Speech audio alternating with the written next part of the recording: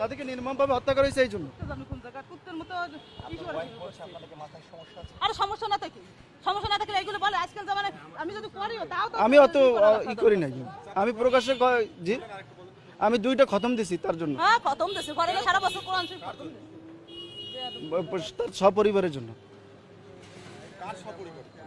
বঙ্গবন্ধু এবং তার পরিবার, শেখ পরিবার যারা এই 5-15 আগস্ট যারা নিহত হয়েছে তাদের জন্য।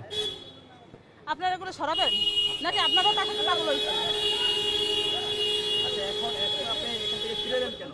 আমাকে ঢুকতে দিল না, ঢুকতে দেয় না, আমি তো গেছি, পুলিশে বাধা দিয়েছে।